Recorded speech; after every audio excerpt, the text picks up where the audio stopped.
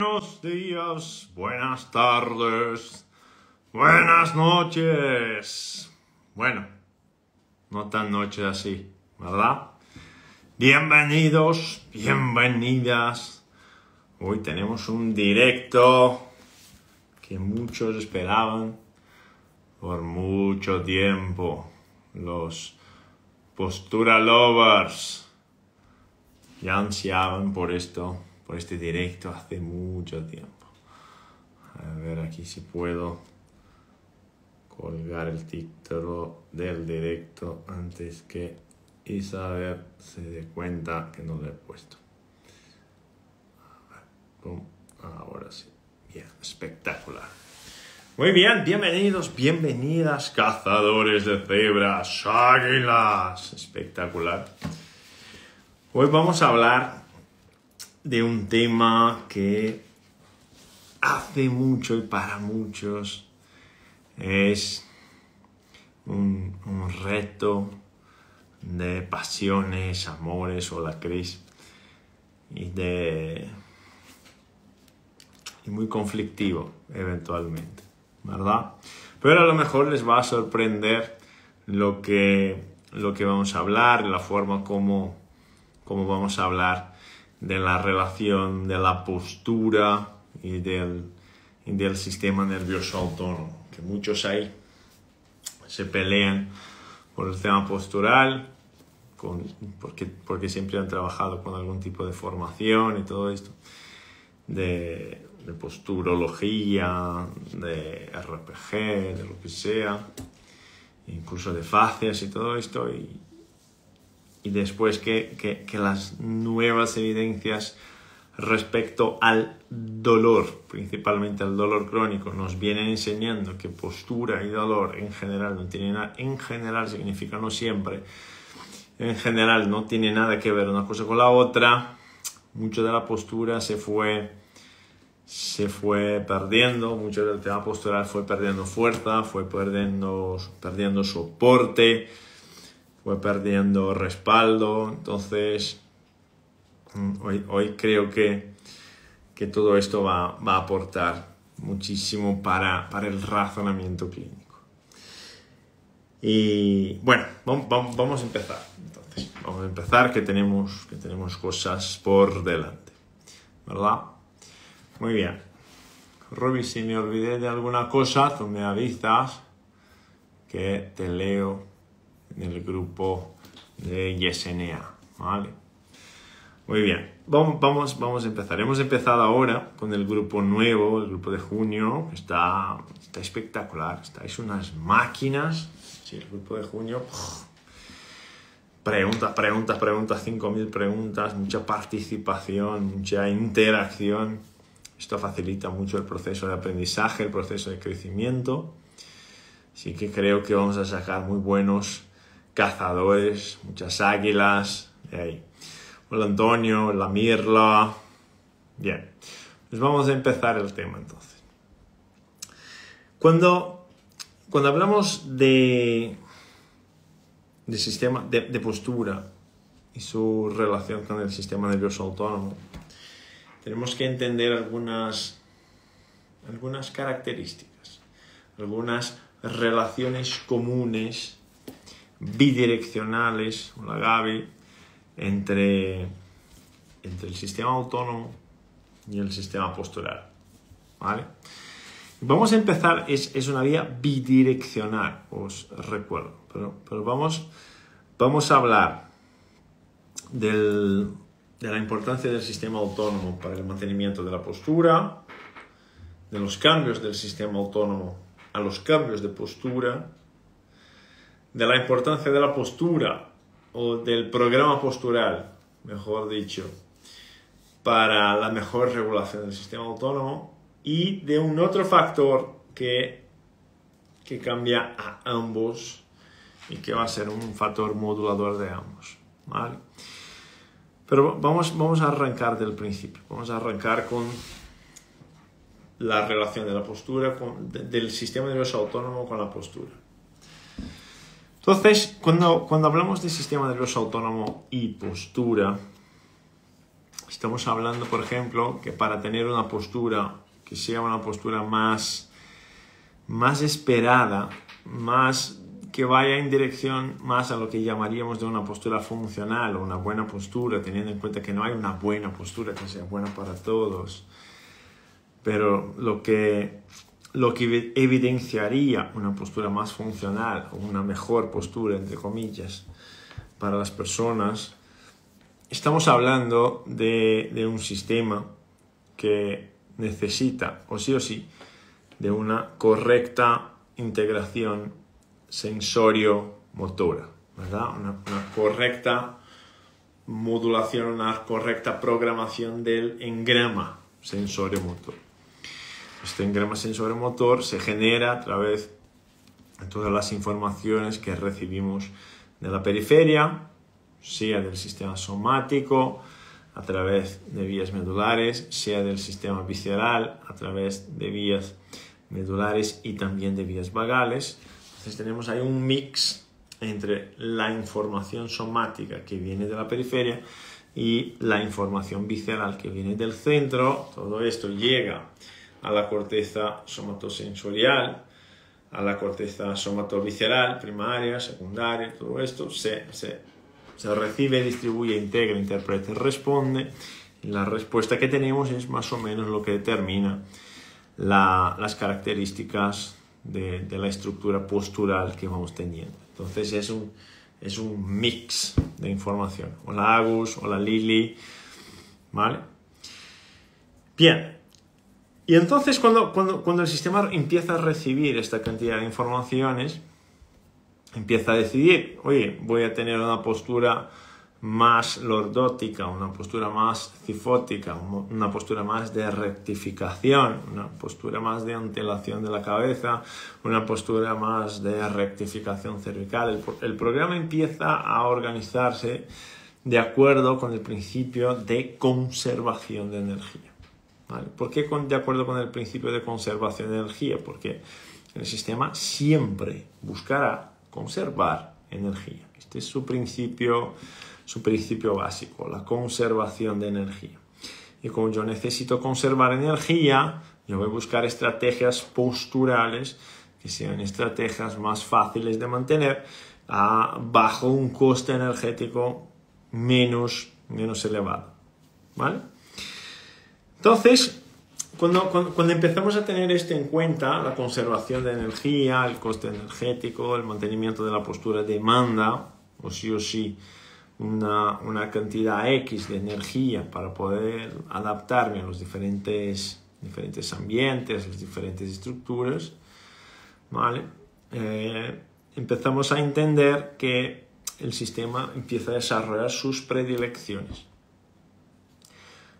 A unos les gusta más la lateroflexión a la derecha, a otros les gusta más la lateroflexión a la izquierda, a otros les gusta más un tórax más hundido, una cifosis torácica más marcada, a otros les gusta más la rectificación, a otros les gusta más la anteriorización del cuello, a otros la rectificación del cuello. Entonces, el sistema se adapta de acuerdo, uno, con las demandas que recibe.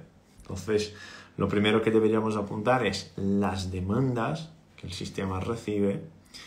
Y dos, al principio de conservación de energía. Entonces, fijaros, y esto viene desde siempre, desde el nacimiento, desde el desarrollo de los niños, del desarrollo de los bebés. ¿Por qué? Porque, por ejemplo, no hay curvas lordóticas, no hay lordosis natural, una lordosis fisiológica, no. Nacimos con una curvatura única y estructurada, que es una cifosis. Cuando nacimos tenemos una cifosis. Entonces, esta cifosis es una curva anterior en flexión y es única en el bebé. Y será una curva única por mucho tiempo. Será una curva única hasta que se empiezan a cambiar demandas. El bebé empieza el gateo, el bebé empieza a intentar aguantar el peso de la cabeza contra la fuerza de la gravedad, entonces empieza a desarrollar estrategias para empezar a aguantar nuevas cargas, nuevas fuerzas antagónicas que le están trayendo nuevas informaciones. Y entonces cuando empieza a mantener la cabeza contra la fuerza de la gravedad, cuando empieza a intentar subir el tronco, cuando empieza el gateo, cuando empieza a ponerse de pie, empieza a haber demanda, una demanda postural, una demanda gravitatoria, y esto empieza a generar una otra demanda que es una nueva demanda muscular, una nueva adaptación de las estructuras pasivas, un nuevo sistema, un nuevo programa sensorio-motor, y todo esto lo que va produciendo son adaptaciones. Estas adaptaciones empezamos a formar una lordosis lumbar, en estas adaptaciones empezamos a formar una lordosis cervical, en estas adaptaciones empezamos a tener entonces las 4 curvas que son características, las 2 cifosis, las 2 lordosis, que es por característica consideramos que sean la cantidad o las estructuras, la formación de las curvaturas normales. Bien, espectacular. Pero fijaros lo siguiente. Cuando una persona está muy débil, cuando una persona no tiene energía suficiente, cuando una persona sufre de anemia, cuando una persona está pasando por procesos difíciles, fíjate que aunque tenga buenos músculos, aunque tenga una hipertrofia importante, lo primero que vemos es un cambio en la postura. Lo primero que vemos es un cambio en la postura. Entonces, fijaros, cuando una persona no está en su mejor estado, cuando una persona está sufriendo con un proceso anémico, cuando una persona se levanta sin disposición, sin energía, lo primero que vemos es un cambio en la estructura postural, ¿no? Ya ves, hay una columna torácica más cifótica, hombros más adelantados, la cabeza un poco más baja y una postura que te enseña menos confianza, ¿no?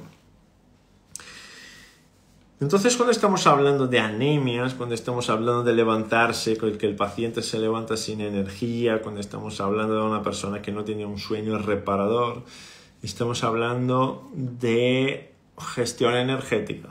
¿Te recuerdas que el sistema sigue el principio de conservación de energía? Entonces, si estamos hablando de conservación energética, estamos hablando que yo estoy quitando energía de un punto para poder invertir energía en otro punto. La energía es limitada, la gasolina es limitada y yo tengo que ahorrarla, tengo que ser inteligente en la alocación de los recursos.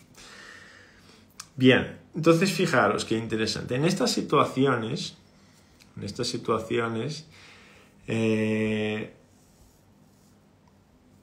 por el principio energético,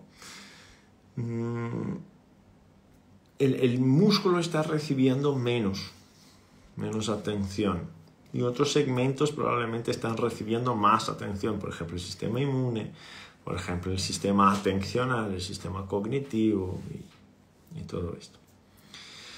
Ok, entonces un elemento importante para el mantenimiento de la postura, además de tener buenos músculos entrenados y todo esto, si os dais cuenta, es tener energía disponible para que tengáis una buena postura. Tu postura al final del día es diferente de tu postura a las 8 horas de la mañana, ¿verdad? En general, al final del día estás más cansado. Entonces, el punto 1, hablando de por qué el SMA le vale a la postura, tendríamos que decir que para mantener una actividad postural, un tono postural más elevado que nos cuadraría con una postura más, entre comillas, correcta, muy entre comillas, pero más funcional seguramente, necesitamos de un buen tono simpático, una buena capacidad de activación del sistema simpático, ¿vale? Punto número 1. Para que tengas una buena postura, una postura más correcta, una postura más funcional, una postura más estructurada, necesitas de más actividad simpática. Pero fijaros que estamos hablando aquí ahora mismo de actividad simpática periférica, ¿vale? Actividad simpática periférica es esta actividad simpática que es más colinérgica, es el simpático que va más a los músculos, no tanto el sistema simpático visceral, sino el simpático más periférico. Esto se ve cuando, Luis, así de forma, en mi consulta lo veo cuando, lo ves, por ejemplo, cuando le das a un paciente, cuando un paciente va al gimnasio y hace entrenamiento de pecho, aquí por ejemplo, sube, baja, sube, baja, sube, baja, cuando se levanta del banco, de la banqueta, ya ves que, ¡pum!, ya cambió la postura, ya cambió. Hace un poquito de ejercicio aquí, carga un poquito de peso aquí, ejercicio de fuerza, cuando se levanta, ¡pum!, ya está más estructurado. Otro ejemplo, cuando hacemos el ejercicio del hand grip, ¿no?, que en el breathwork es muy famoso, abre y cierra, abre y cierra. Si luego, después de hacer el hand grip, te pones de pie, la sensación que te da es que alguien te tira hacia arriba, ¡pum!, que has crecido muchísimo. Y así con otros métodos de hiperventilación, por ejemplo, o con otros tipos de entrenamiento, cuando haces algún tipo de entrenamiento como flexiones, por ejemplo, dominadas, por ejemplo, donde después de haber terminado el ejercicio te percibes como me estiré. Entonces ahí estamos hablando de que el sistema muscular, para que pueda mantener este grado de activación, necesita de un buen nivel de activación simpática, más del simpático periférico, ¿vale? Y esto es fisiológico, Entonces, ¿qué pasa al final del día? Cuando ya estás más cansado, ya no tenemos tanta energía disponible, ya tengo que invertir energía en otros lugares y ahí la energía ya no está tanto dirigida a los músculos, ya no está tanto dirigida al mantenimiento de la postura, ya es normal que te caigas un poco, que empieces a sujetar la cabeza, Ok. Bien, entonces estamos hablando ahí de una relación A, que es la relación de la necesidad de una buena activación simpática periférica para que tengamos un buen tono muscular que pueda mantener una postura más funcional, lo vamos a poner así. Y es normal que a lo largo del día vayas cambiando tu nivel de activación postural. Yo ahora mismo, por ejemplo, hoy empecé un proyecto nuevo, que es un proyecto para la preparación para Buenos Aires. El proyecto Gonzaga ahora es Buenos Aires 21 de julio, que es el congreso. Más que el congreso, ¿no? Buenos Aires 18, 19, 20, 21, que vamos a tener el curso más el congreso ahí. Y quiero estar preparado para el congreso. Pero antes de llegar al congreso, tengo que hacer unas rutas anteriores de viajes. Entonces empecé la preparación. ¿Qué quiero decir? Me desperté más temprano hoy, empecé a hacer ejercicios de fuerza por la mañana, justo después de despertarme. Ahora ya tenemos sol por la mañana, entonces empiezo a hacer ejercicios más tempranos, ya con el ritmo circadiano regulándose ahí, en ayunas. Esto ayuda a la activación del sistema simpático, mi sistema postural está mucho más disponible en este momento. Ok, luego nos organizamos, salimos, llevamos al ICE, volvemos y cuando volvemos empiezo a trabajar y fíjate, es el mejor momento, mi mejor concentración en el día, está ahí justo por la mañana. Entonces fíjate, Luis, además de todos estos ejercicios, de todas estas prácticas, a ti te sienta mejor trabajar por la mañana. A mí sí, mi sistema cognitivo está mucho más activado, estoy mucho más atento, mi sistema adrenérgico funciona mucho mejor y esto es necesario para mantener la concentración. Entonces puedo mantener la concentración ahí muy tranquilamente por la mañana hasta unas 2, 3 de la tarde, va genial. Ok, luego viene la hora de la comida, comemos, he hecho una siesta, salgo a correr. Entonces ahora mis piernas ya están cansadas, mi postura ya está cansada, mis músculos ya están pidiendo, oye, por favor siéntate, así que estoy sentado, ¿no? Pero ya completé mi circulito del reloj, que os comenté, mi circulito de llevar 10 horas al día de pie, ¿vale? Llevé mis 10 horas al día de pie, cumplí con mi círculo de energía de consumo metabólico, mi ciclo de... bueno, todo esto. Entonces es natural que al final del día yo esté aquí sujetando la cabeza. ¿ok? ¿Por qué? Porque el sistema ya empieza a decirte es hora de descansar. Entonces, a lo largo del día la postura va cambiando, pero también la utilización de tu sistema autónomo también va cambiando. Date cuenta que por la mañana tenemos más actividad simpática, más fácil mantener el tono postural y todo esto. Por la noche ya tenemos más una participación del sistema vagal, más importante, la postura se hunde, es natural, es normal, es el principio de conservación de energía, la energía se organiza, el cuerpo se organiza de acuerdo a eso. Okay. Entonces, esto es una perspectiva. Cuando hablamos de la importancia del sistema autónomo para el mantenimiento de la postura. ¿Okay? Es terrible cuando esto está invertido. Es terrible cuando está invertido. ¿Por qué es terrible cuando está invertido? Porque si por la mañana tienes el vago mucho más alto y por la noche el simpático mucho más alto, ¿cómo te despiertas? Tu postura por la mañana es, madre mía, que no arranco. Pum. Esta es la postura del paciente por la mañana. Mientras, al final de la tarde, al final del día, cuando es la hora de dormir, ya está, no, estoy como una máquina, yo puedo estar despierto aquí toda la noche. Este es mi mejor momento. En teoría no. En teoría no. Pero, entonces ahí ya ves una relación directa de la activación postural y de la regulación del sistema autónomo. Vale. Pero esta es una perspectiva, este es un punto. El otro punto es justo al revés. Es decir, el sistema postural necesita de una buena activación simpática para esta regulación. Okay. Pero hay una vía que va justo al revés. ¿Cómo justo al revés? Uno de los principales elementos reguladores de la correcta activación autonómica es la volemia, la cantidad de sangre circulante. Ok, ¿qué significa esto, Luis? Significa que para que tengamos una mejor modulación autonómica, necesitamos, o sí, de lo que llamamos de sistema de soporte. ¿Ok? Sistema de soporte. Cuando hablamos de sistema de soporte, y aquí en este sentido estamos hablando de un sistema de soporte neuromúsculo-esquelético, cuando hablamos de sistema de soporte, estamos hablando principalmente de un sistema que sea eficiente para no dejar acúmulo de volúmenes de sangre en la periferia, para no dejar lo que llamamos de pooling, ¿no? Esta alteración de la capacitancia de las venas. ¿A qué te refieres? Por ejemplo, uno de los elementos que nos altera mucho la regulación autonómica es la retención hídrica, la retención de líquidos en la periferia.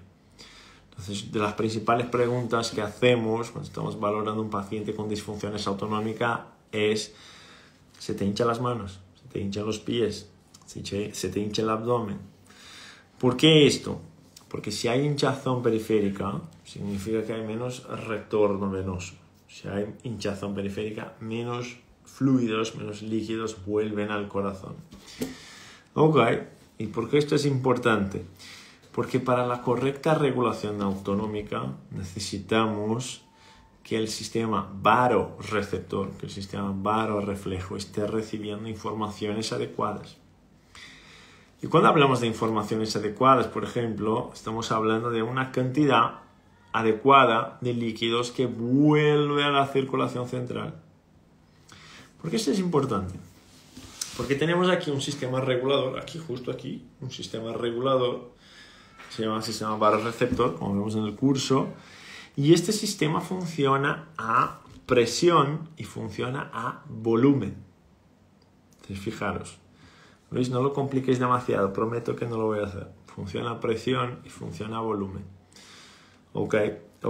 Entonces, si tengo una tubería, imagínate lo siguiente, tengo una tubería, que son arterias y venas, y esta tubería tengo un circuito de regulación, sensores dentro de esta tubería. Los principales sensores que están dentro de esta tubería se localizan aquí, en el tórax, en la salida de la arteria aorta, ¿vale?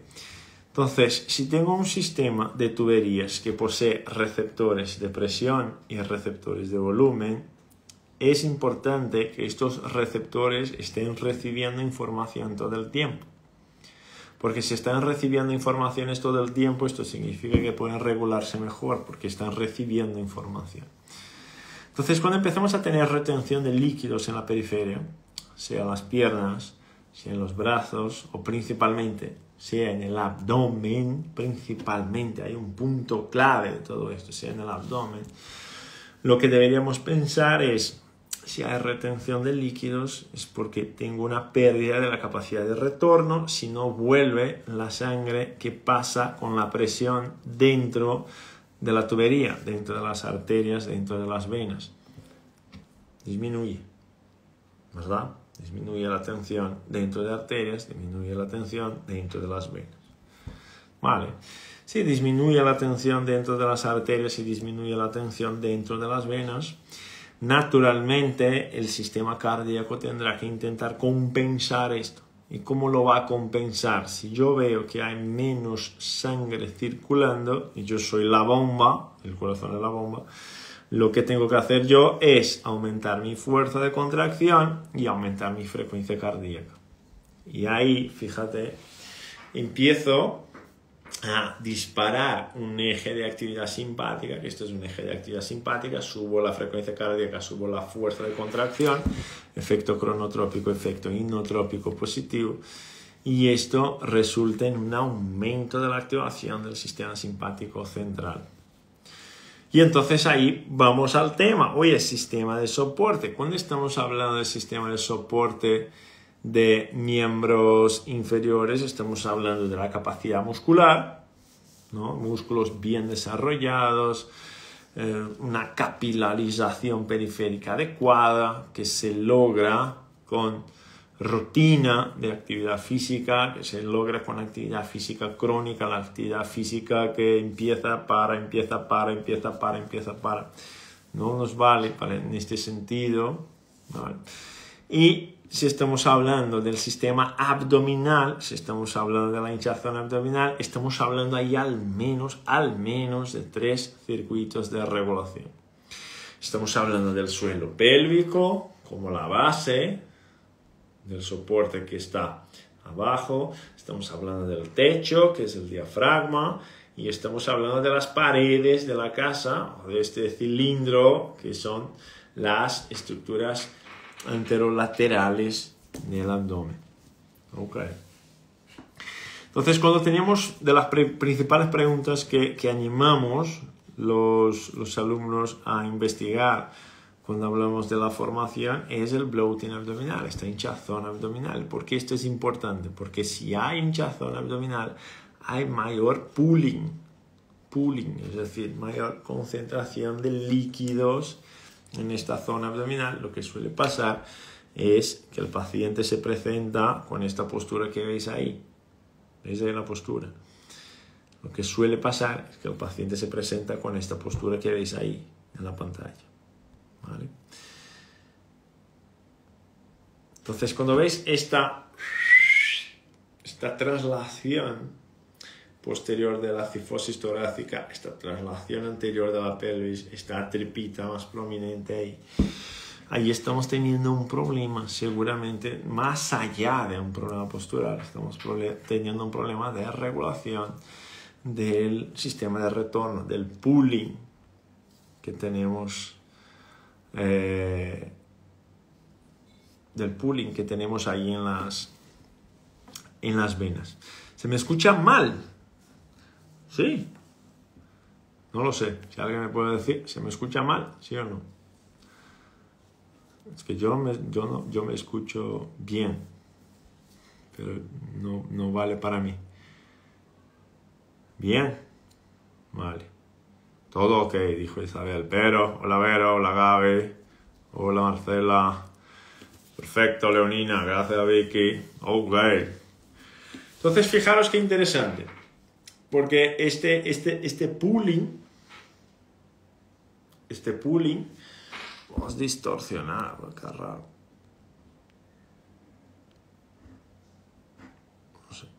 cambiar algo aquí. A ver si cambia algo. Ok. Entonces, cuando tenemos este pooling, por ejemplo, como esta imagen que hemos puesto aquí, enfocaros ahora solamente en el abdomen. Okay. Cuando tenemos este pooling abdominal, esta tripita más prominente, que principalmente al final del día es más prominente. Lo que tenemos ahí es un problema del sistema de soporte. Del sistema de soporte. Se escribe pooling con doble O. Pooling. ¿Vale? Entonces, tenemos ahí un problema en el sistema de soporte porque el sistema de soporte debería estar generando este cierre. El sistema de soporte debería estar generando esta resistencia. ¿De qué estamos hablando? ¿De qué sistemas de soporte estamos hablando? Estamos hablando aquí principalmente del suelo pélvico, estamos hablando aquí de la función diafragmática, es decir, una respiración más abdominal, más diafragmática tal cual, y estamos hablando de la pared anterolateral del abdomen. Estamos hablando de la pared anterolateral del abdomen. Entonces uno va a pensar, entonces si tenemos esto, tengo que pedirle al paciente que haga más ejercicios abdominales, tengo que pedirle que haga más ejercicios de pelvis. No, nada de esto. ¿Por qué? Porque ahí ya estamos pensando en la respuesta. Ay, madre, qué cosa más difícil. No es difícil, fenómeno, fijaros. Si os vendrá ahora 75 soluciones, pero fijaros. Os vendrá a la cabeza 75 soluciones para un problema que no conocéis. Entonces, puedo meter faja abdominal, puedo hacer columnas de presión, puedo hacer hipopresivos, Estamos intentando buscar una solución para un problema que no conocemos. Okay. Y ya verás que no conoces el problema. Entonces, la pregunta empieza a ser. Nuestros directos siempre son muy de razonamiento clínico, no de respuestas preparadas. Ya os vais a acostumbrar con esto. Al principio genera un poco de conflicto en el corazón, pero luego ves que has ganado mucha capacidad de razonamiento y ahora cualquier cosa te vale mientras puedas identificar el problema, lo que llamamos de agujero en la lata. Entonces, fíjate lo siguiente. Vamos a imaginar lo siguiente. Si el problema ahí es... Si este problema que tenemos ahí, si esta hinchazón abdominal, yo os pedí para fijaros simplemente solamente en la hinchazón abdominal, si tenemos esta hinchazón abdominal, esta estructuración baja, que hemos visto aquí, ¿okay? Solamente la parte baja, después subimos, lo que debería venirnos a la cabeza es, ¿qué está generando esto? ¿Qué está generando esto? ¿Qué está produciendo esta mala adaptación? ¿Qué está produciendo esta mala adaptación? Esta es tu pregunta. ¿Por qué no se adapta bien? ¿Por qué no se adapta bien? Vamos a ver qué dijo nuestra ministra. Buenas tardes. En SNA, como es respuesta, si hiciéramos un esquema para entenderlo, simpático, parasimpático y bien endocrina, pasa primero a corazón y del corazón a músculo. Víscera siempre primero. ¿Vale? Víscera siempre primero, ministro. Entonces, la pregunta es, ¿qué puede estar generando esto? Imaginamos una situación corriente, por ejemplo. Situación corriente es un bloating orgánico, es decir, el paciente tiene problemas en su regulación gastrointestinal, problemas de metabolismo gastrointestinal, produce muchos gases. Cuando produce muchos gases, lo que vas a ver es justo esta adaptación que hemos visto ahí. Y entonces, este paciente llega para ti, ves esta postura toda alterada y piensas, ay madre, tengo un problema de abdominales, tengo un problema de integración neurosensorial, tengo un problema sensoriomotor, tengo un problema postural. No tiene nada que ver con un problema de abdominales, no tiene nada que ver con un programa de integración sensoriomotora, no tiene nada que ver con ningún problema musculoesquelético. Entonces, ¿por qué voy a poner faja abdominal? ¿Por qué voy a hacer columnas de presión? ¿Por qué voy a hacer hipopresivos? Si el problema está en el metabolismo gastrointestinal. ¿Lo ves o no? Si el problema está en el metabolismo gastrointestinal, ¿qué es lo que hay que mejorar? Pues el metabolismo gastrointestinal. Y cuando lo mejore, la postura, como que por milagro, vuelve a organizarse. Ok, pues esta es una ruta. Es una ruta. Ya puedes apuntar ahí, ruta 1. Tengo que eliminar esto. Hay la otra ruta. ¿Cuál es la otra ruta? Hay el bloating funcional. Es decir, el bloating orgánico es un problema de función orgánica. Función orgánica. El metabolismo, el procesamiento gastrointestinal. Algo está alterado. Algo está alterado. Ok. Y si os ponéis a buscar en Google, en Instagram, cualquier cosa así, bloating, vais a ver personas con un abdomen que es una barbaridad de definición y que después de comer el abdomen se hincha. Igual. Como si fuera de un gordito, como yo. ¿Ok? Entonces, ya tenemos ahí la posibilidad 1, que sería la alimentación, la dieta, la función gastrointestinal en sí mismo. Pero y la 2, que es el bloating funcional. El bloating funcional es un reflejo víscero-somático alterado. Una alteración de un proceso víscero-somático.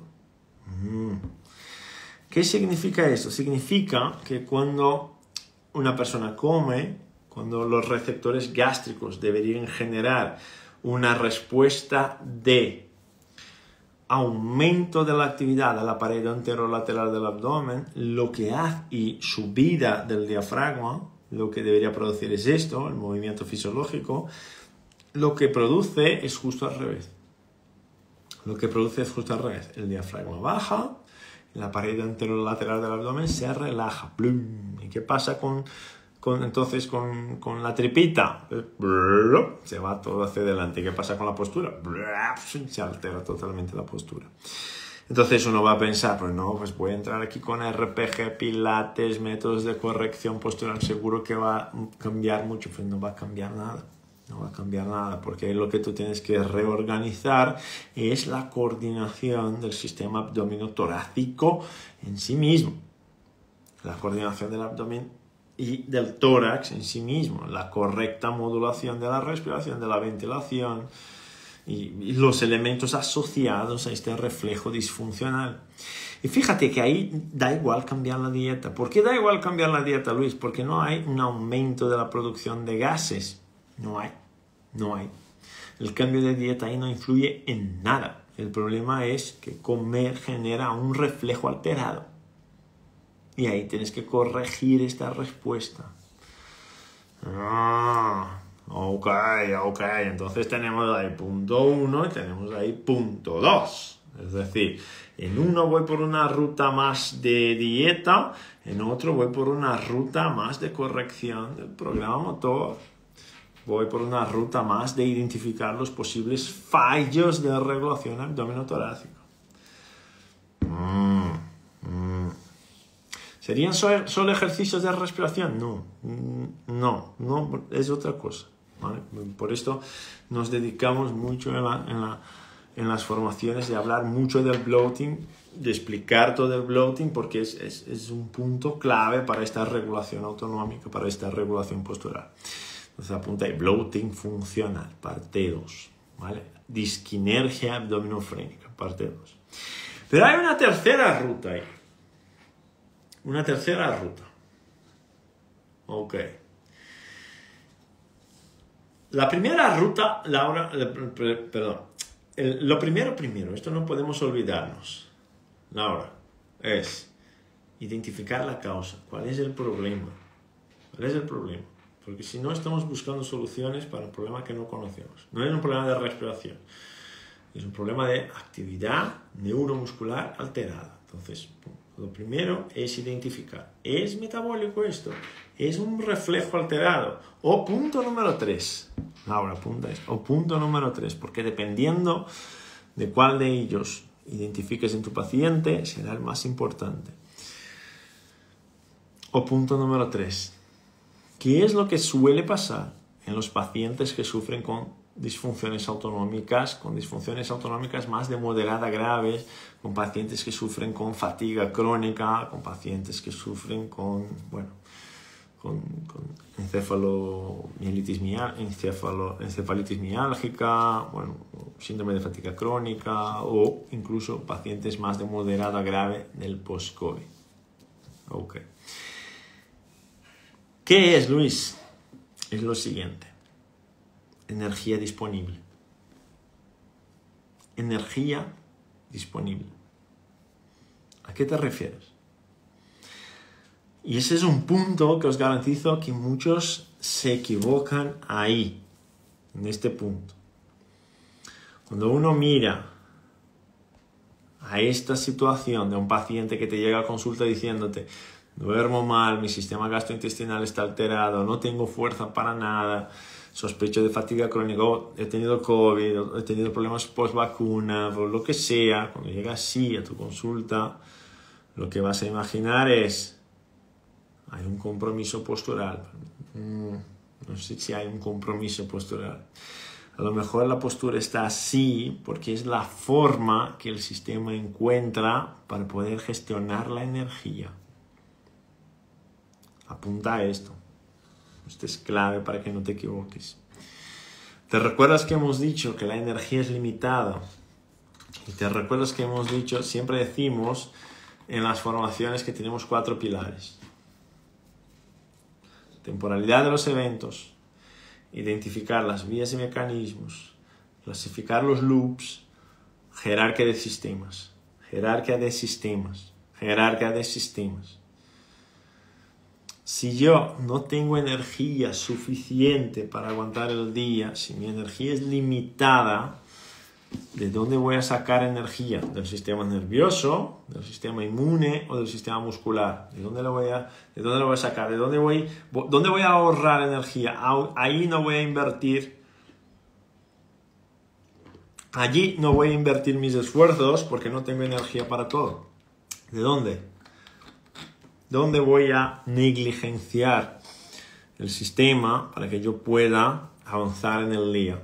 El sistema muscular, perfecto, fenómeno. Ahí voy a sacar energía de ahí. Yo no voy a invertir energía en el sistema muscular. ¿Por qué? Porque el sistema muscular tiene un coste alto y un beneficio muy bajo. Yo necesito estar luchando contra la reacción autoinmune. Yo necesito estar enviando energía al sistema nervioso central para que pueda funcionar. Consume una barbaridad de energía el cerebro. Entonces, ¿a dónde voy a ahorrar? En el sistema muscular. Yo no puedo ahorrar en el sistema inmune, no puedo ahorrar en el cerebro porque son sistemas jerárquicamente establecidos que son prioridad 1. ¿De dónde voy a quitar energía? Del músculo. ¿Cómo se va a adaptar la postura? Así. ¿Cómo se adapta la postura? Así.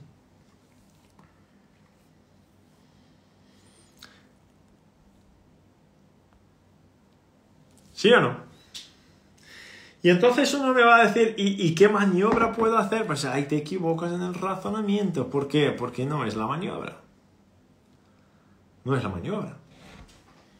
No es la maniobra. No tiene nada que ver con la maniobra. De ahí, Terev dijo, de ahí que no puedas moverte mucho. Esta es una reacción de protección, Terev, ¿entiendes? Es el comportamiento del enfermo, ¿cuál es? Para poder resolver la enfermedad, la infección, la inflamación que sea, necesitamos estar más calmados, más tranquilos, movernos menos. ¿Para qué? Para consumir menos energía. Entonces, eventualmente lo que vamos a encontrar es que el sistema está intentando ahorrar energía. Y para ahorrar energía o disminuye la capacidad de soporte postural o disminuye las ganas de moverse. Y ahí empieza a ahorrar energía. No estoy diciendo que esto siempre es bueno, pero eventualmente lo que vamos a encontrar es esta adaptación postural en muchos pacientes nuestros.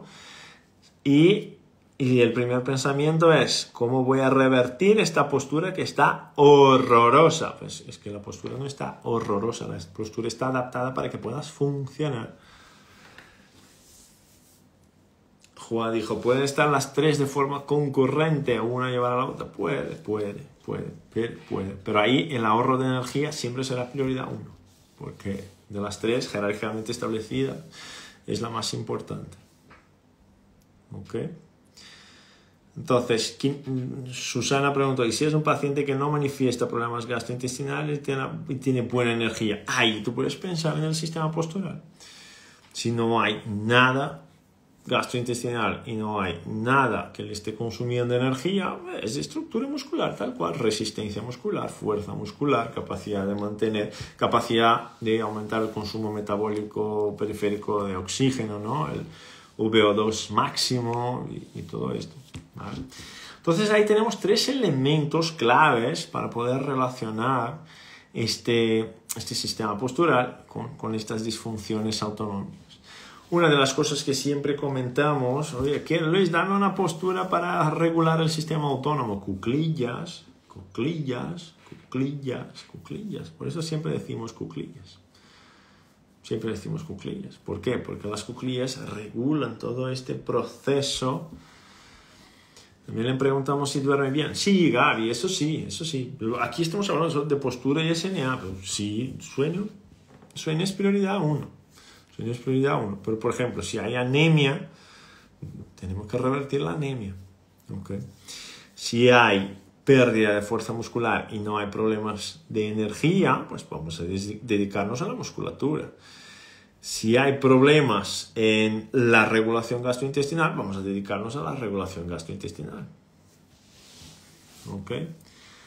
Entonces, el dolor que aparece es un mecanismo de protección para no gastar energía. Si es agudo, sí. Si es agudo, sí. Si es crónico, no. Se perdió esta función biológica. Pero mantener las cuclillas, subir y bajamos. No, mantener las cuclillas, 3 minutitos. Espectacular. Cuclillas en el embarazo también están indicadas para regular el SNA. También, en teoría, antiguamente, el parto se hacía en cuclillas. ¿No? Claro, si uno ha perdido la capacidad de ponerse en cuclillas, no la va a recuperar en el embarazo.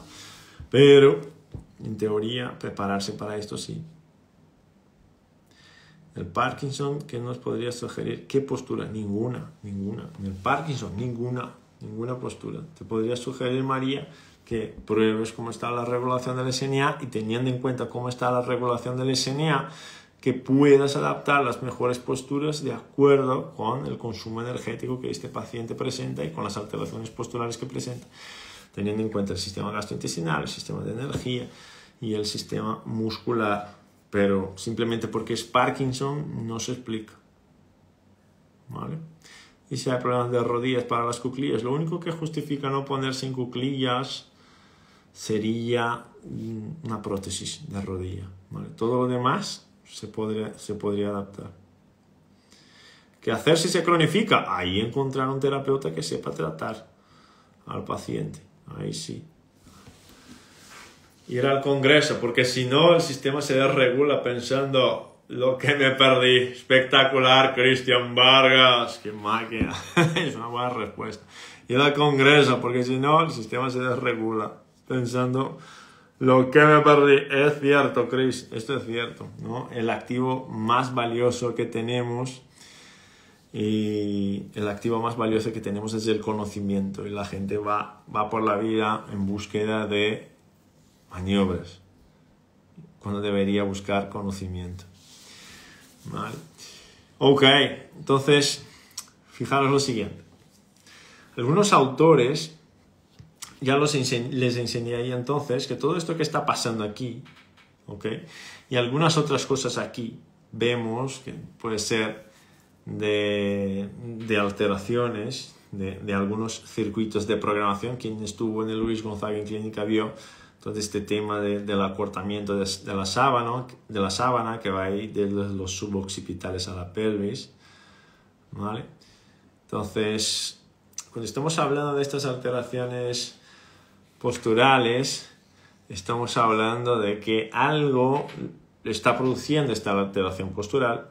Puede ser un fallo muscular? Sí. ¿Puede ser debilidad muscular? Sí, pero pueden ser muchas otras cosas. Pero no estamos hablando aquí de alteraciones posturales, estamos hablando de la postura y su relación con el sistema autónomo. ¿Vale?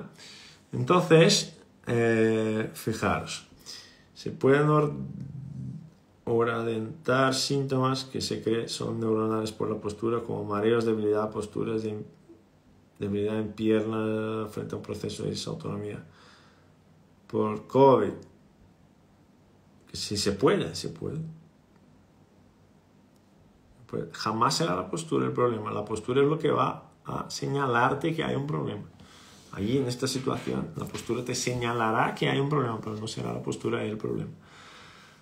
¿Vale? ¿Cuál es la mejor postura para apnea del sueño? CPAP. Un CPAP. ¡Pum! Y ahí. A dormir. ¿Ok? Y la posición que el CPAP cuadre. Es eso. Bien, avanzamos. Entonces, algunos autores, que fue lo que he puesto en Telegram, se han propuesto a investigar el tema de la postura, de la regulación autonómica, principalmente respecto a la cifosis torácica en estos pacientes que tienen dolor cervical crónico, y si esto altera el sistema sensorio-motor cervical y si esto altera la activación simpática. ¿Vale? Entonces, estos autores eligieron ahí pacientes, 80 pacientes, 80 personas que sufrían con dolor cervical crónico, y dividieron los grupos en dos. ¿Vale? Dos grupos. Un grupo que tenía una cifosis torácica un ángulo de cifosis torácica de más de 55 grados, y otro grupo que tenía una cifosis torácica de menos de 55 grados. Todos con dolor cervical. Y lo que se habían puesto a estudiar es: ¿será que para los pacientes que tienen un dolor cervical, esta cifosis torácica les genera perjuicio, les está ofreciendo una peor respuesta, o a lo mejor la forma del tórax no tiene nada que ver con el control cervical, con el dolor cervical, ni siquiera con las respuestas autonómicas? Entonces dividieron ahí los grupos y empezaron a medir. ¿Y qué han encontrado? Que es el paper que les subí a Telegram. ¿Vale? ¿Qué han encontrado? Por ejemplo, han encontrado que las pacientes, las personas que tenían esta proyección anterior del cuello, tenían una peor regulación autonómica, una peor respuesta simpática, y no midieron a través de la variabilidad de la frecuencia cardíaca, que es la prueba que utilizamos nosotros. Utilizaron la respuesta simpática periférica, ¿vale? Skin Sympathetic Response, entonces la respuesta simpática que viene de la piel. Y han identificado que los pacientes que tenían una cifosis torácica más marcada, mayor que 55 grados, tenían una respuesta simpática más amplia, más importante.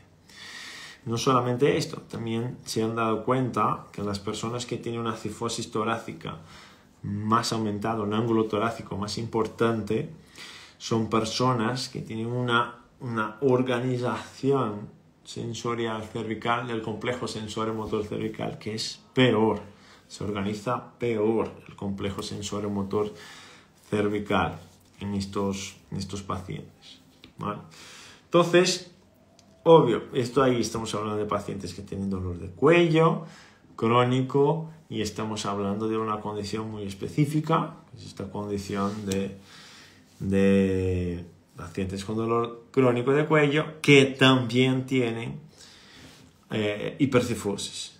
Y ahí se identificó entonces que en estas personas que tienen la cifosis más marcada, la respuesta es peor. Bueno, si miras a esta imagen, empiezas a imaginar que es muy probable que la respuesta autonómica sea peor. Es muy probable que la respuesta autonómica sea peor, porque hemos visto que la respuesta autonómica se regula por volúmenes principalmente. Entonces, cuando tenemos esta hipercifosis, lo normal es que haya una pérdida de regulación del sistema abdominopélvico, y esta pérdida de regulación del sistema abdominopélvico, esta pérdida de organización del sistema tóraco-abdominal, empiece a generar cambios también en la modulación autonómica y en la modulación de la programación sensorio-motora del cuello. ¿Vale? Muy interesante la investigación. Otros estudios, este no lo he puesto, no es el tema de hoy, pero otros estudios también han identificado que en estos pacientes que sufren con esta anteriorización cervical, la cantidad de informaciones que sube a núcleos trigeminales gana mucha potencia. ¿Qué significa esto?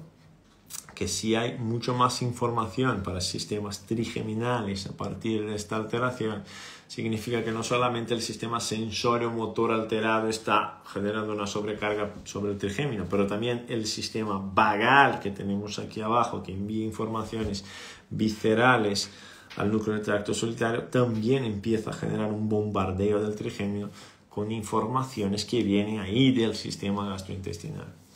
Entonces, cuando decimos osteopatía, fisioterapia, quiropraxia, mucho más allá de músculos y articulaciones, es de esto que estamos hablando. Es entender que un paciente viene con una alteración postural y puedes tener ahí al menos 4 mecanismos reguladores alterados, y que la corrección de la ruta se la tiene que proponer de acuerdo con lo que has identificado, que es el agujero. ¿Qué es lo que más hemos visto en el chat? Oye, aquí tenemos un problema. ¿Y cómo se soluciona? Pues ¿cómo se soluciona? De verdad, no es tu pregunta. Tu pregunta es ¿por qué no se adapta?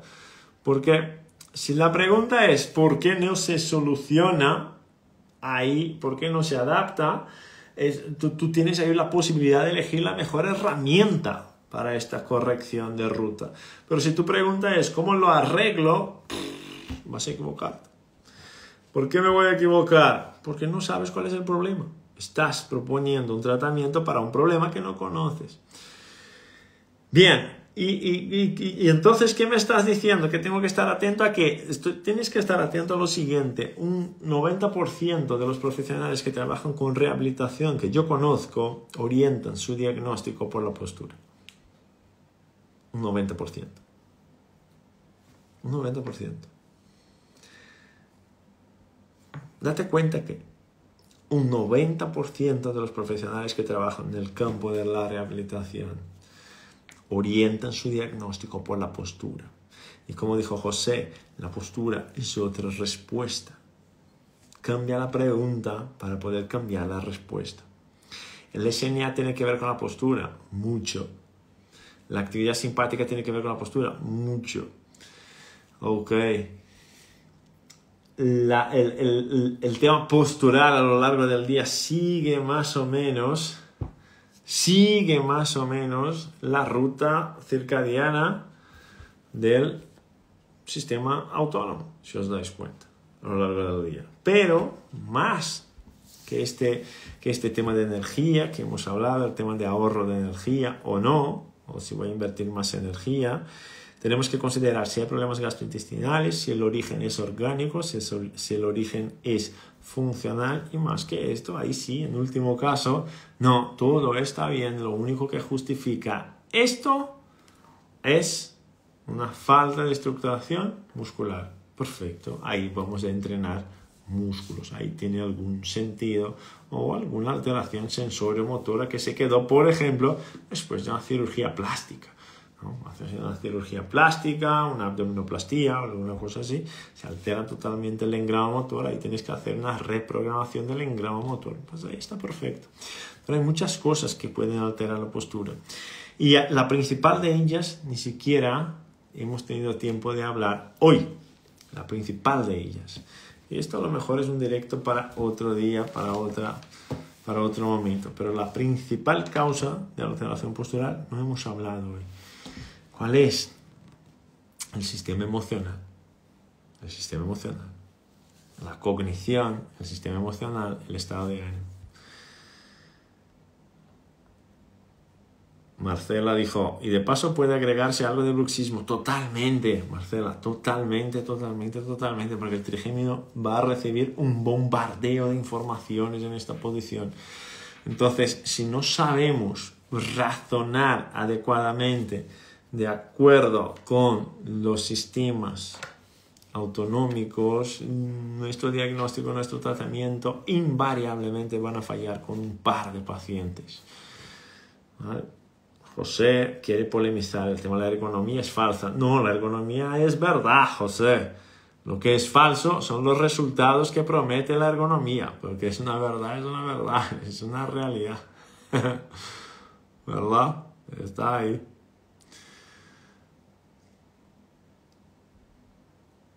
Las emociones son la brújula. Entonces, pero fijaros, cuando uno dice las emociones son la brújula, no te equivoques. Como no te equivoques al pensar de forma apresurada que la emoción lo gestiona todo. Cuando la emoción depende de lo que comes, se puede invertir totalmente esta relación. Totalmente esta relación. Y ahí dirías que la comida es la brújula. Si la comida es lo que te deja más feliz, la comida es la brújula, no la emoción. Si dependes del ejercicio para sentirte bien, entonces el ejercicio es la brújula, no la emoción. La emoción, al fin y al cabo, es la respuesta de los múltiples elementos que vamos eligiendo para poner en nuestra rutina, en nuestra vida. ¿Vale? Entonces, las emociones sí. Y ahí la pregunta es, ¿qué es lo que genera mejores hábitos, que nos da mejores emociones y que peores hábitos nos generan peores emociones? Y ahí no es el tema de gestionar emociones, es el tema de adquirir hábitos que te potencien la capacidad, que te den capacidad, que te den potencia para responder a las demandas emocionales y eliminar hábitos que te hundan, que tiren de las emociones hacia abajo. Esto muchos autores ya nos dicen que hay cambios importantes en la percepción del estado de ánimo en pacientes con depresión cuando se empieza a alterar algo de la postura, por ejemplo, a través de ejercicios musculares y todo esto. ¿Vale? Entonces, la emoción también es una respuesta. No es todo psicología, porque a veces la emoción se altera. Hay la ansiedad visceral, la ansiedad por la comida, la ansiedad por el estrés, la ansiedad por el trabajo.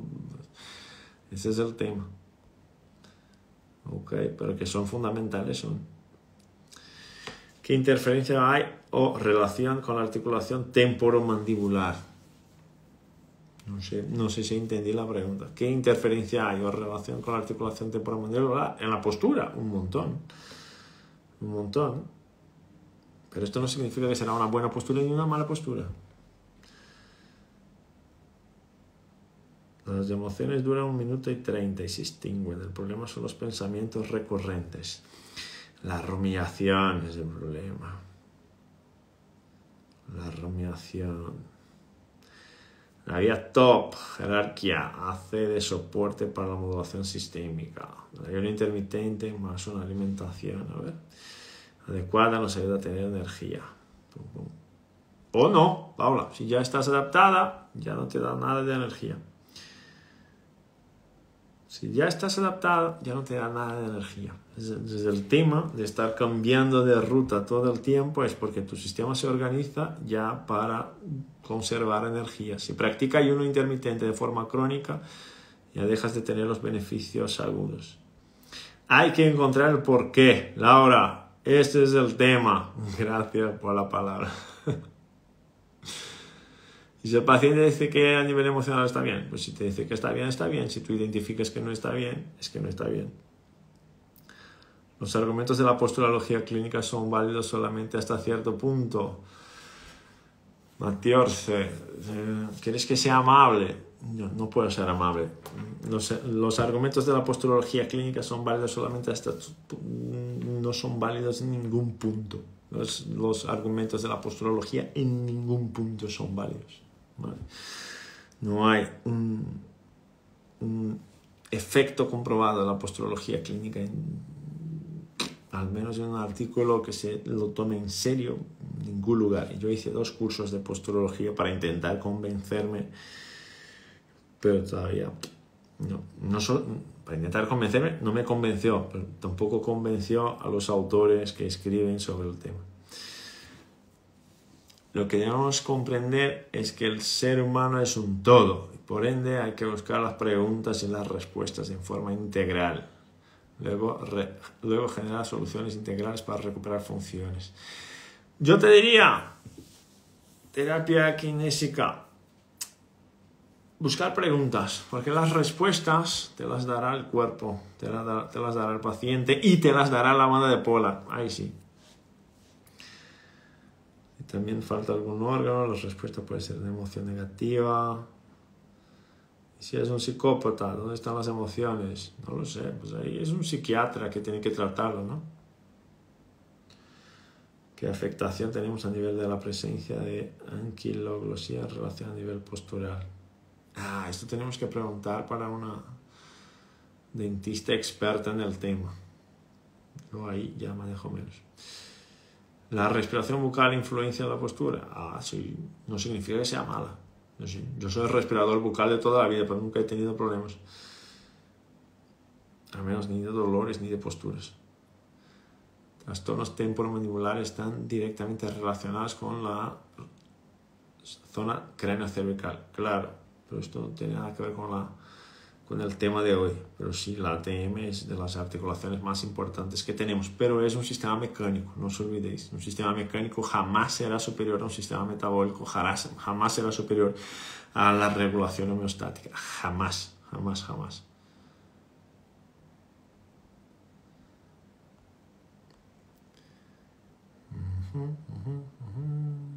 Hay respaldo de los captores posturales. Pie, ojo, pues no hay respaldo ninguno, Francisco. No te engañes. No hay respaldo de nada. Hay respaldo de quien quiere vender posturología. No hay respaldo de nada. Eso no vale para nada. Al menos en plan clínico. No vale para nada. Pero cambia. Si tú comes un chocolate y comes un brócoli, cambia la respuesta. Si metes algo en el pie, metes algo en el oído, en la ATM, cambia la respuesta, cambia. Que este cambio sea clínicamente importante, hasta hoy, nada.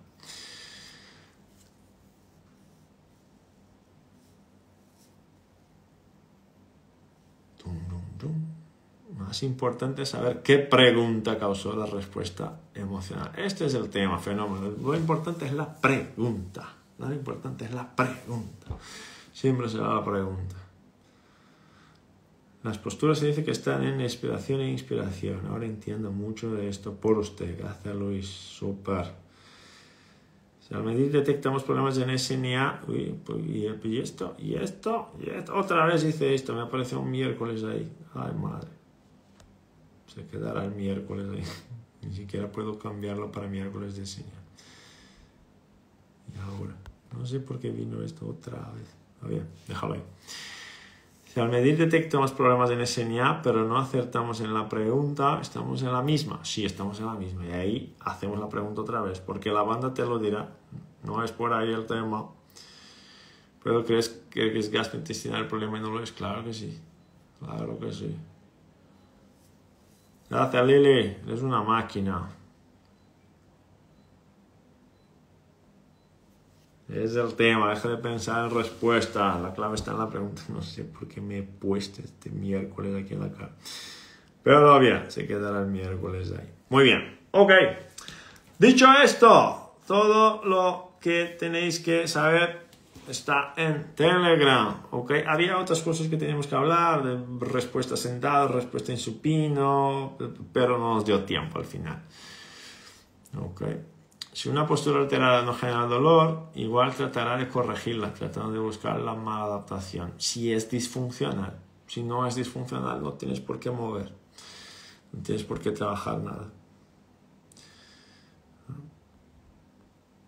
Trabajar la postura por la postura es un sesgo tremendo. ¿Por qué un sesgo tremendo?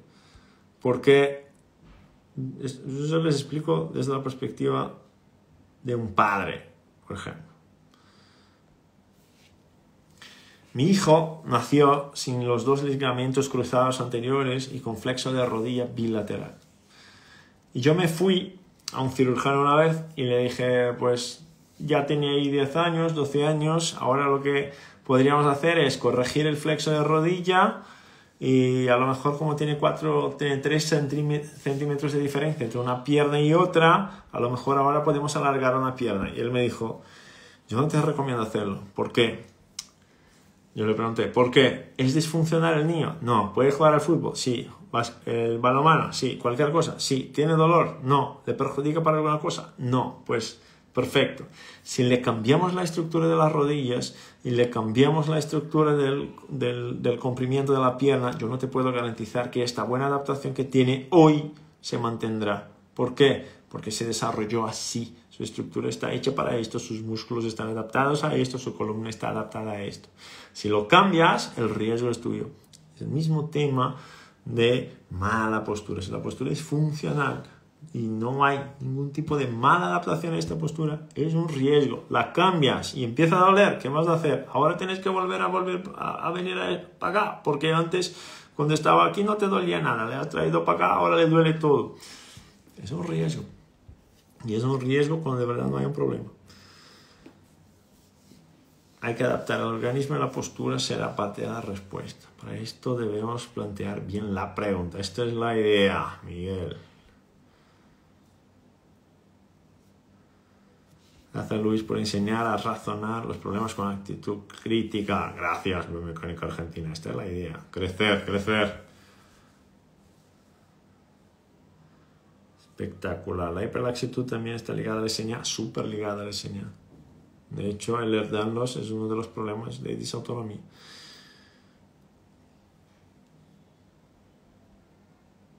Puede perfectamente ser la inversa. El título es la influencia de la postura en el SNA.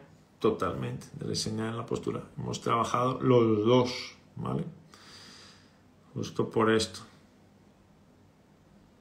¿Qué sugerencia de prevención a nivel pediátrico nos sugiere decir a los padres para ayudar al tema postural, evitar problemas a futuro? Que dejen los niños moverse libremente en todas las direcciones, de todas las formas, que dejen saltar, que dejen contaminarse con la arena para estimular la microbiota, que les compren un perro o un gato o algo así para que puedan mezclar su microbiota y trabajar su sistema inmune desde pequeños, que caminen descalzos y que respiren llevando la boca cerrada. Eso es fundamental.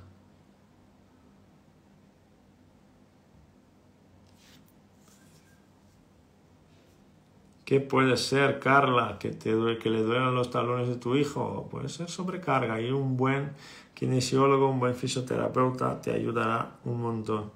¿Vale? Muy bien, fenómenos. Me quedo por aquí.